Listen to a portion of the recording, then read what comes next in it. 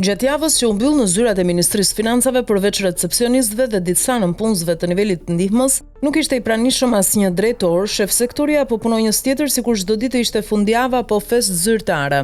Burime brenda institucionit bëjnë të ditur se zyrat kanë qenë të kyçura, pasi gjithë stafi i ministrisë, bashkë me automjetet e institucionit, është transferuar për fushatë elektorale në qarkun e Fierit, konkretisht në qytetet Fier, Lushnjë, Patos, Roskovec dhe Mallakastër. Ata kanë braktisur punën me urdhër të drejtë për drejtë të Ministrit të Financave Petrit Malaj, duke u ndarë në grupe elektorale të drejtuara nga drejtorë dhe shefa sektorësh me origjinë nga zonat e qarkut Fier për të bërë fushat pro Parti Socialiste.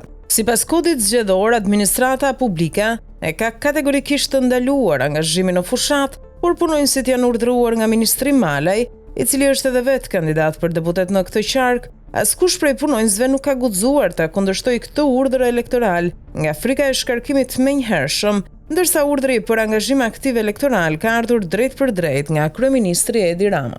Pamfleti ka siguruar informacione se punonjësit që po bëjnë fushat në shërbim të Partisë Socialiste po përdorin makinat e shtetit dhe po përfitojnë dieta financiare sikur të ishin në shërbim puna. Detyra e tyre është që gjatë fushatës të bashkëpunojnë me drejtuesit dhe punonjësit e tatimeve, doganave dhe agjensive shtetërore rajonale në varësi të Ministrisë së Financave, duke ushtruar presion mbi bizneset lokale për të garantuar vota në favor të Partisë Socialiste.